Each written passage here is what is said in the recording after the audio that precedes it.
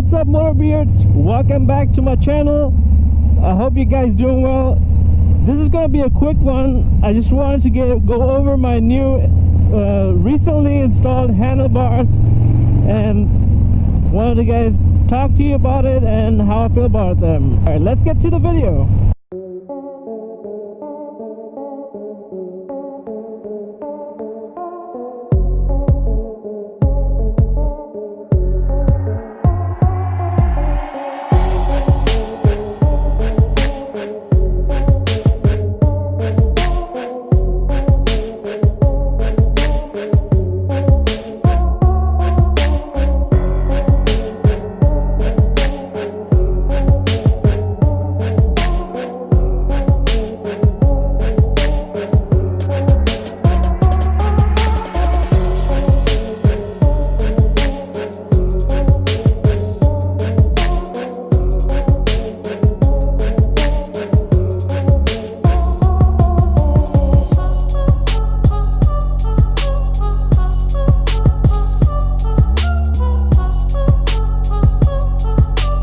Wanting to change my handlebars for a long time because these mini 8s, they weren't as great. I mean, I mentioned it in my previous video of my 10,000 mile review, likes and dislikes, that they felt very passive. Let me just show it to you. Just look at it. I mean, let's get the stop sign.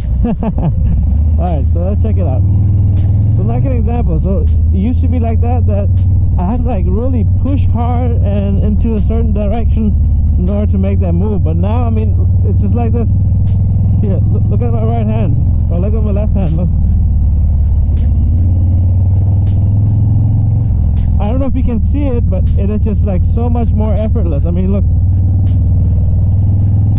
I mean, I get it, that makes a difference with the T-bars because they're attached right to the steering head, and the mini 8s, they were like, you know, they were with a clamp riser, and so it all makes it like pass, and plus the shape, you know. This is like really, this handlebar is really for people who like to ride a little bit harder, like a little bit more dynamic. I mean, it could be for anyone, don't get me wrong. It just sharps the bike way more than compared to the factory. Honestly, it's like day and night.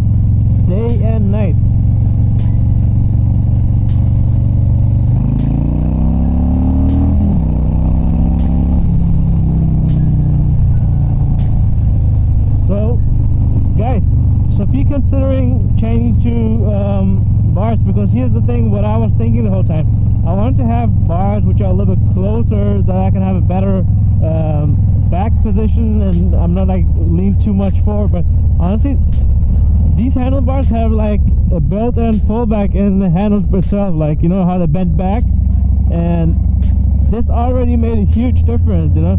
So now I'm sitting up, and I'm actually sitting like 90 degrees of my back and my leg angle, so it's basically very ergonomic, and this is how I wanted to. And I was thinking I could only achieve it by getting pullback handlebars or risers with a pullback built in, but I was wrong. I was totally wrong. And the little fun fact I found out is actually these handlebars I'm running, these are the exact ones which they use on Sons of Anarchy, on Jack's and some other guy's bike.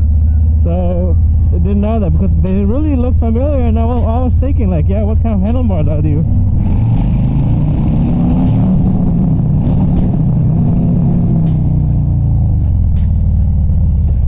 But yeah, to come back to the handlebars, so what I'm saying is that these handlebars actually really change everything.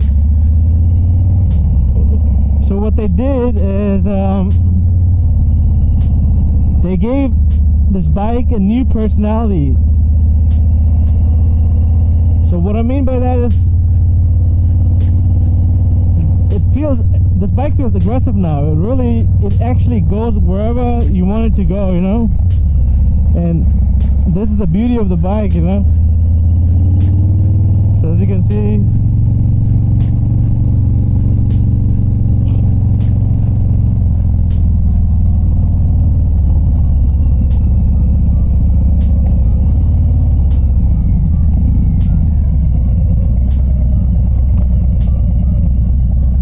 Look at that, pretty Los Angeles.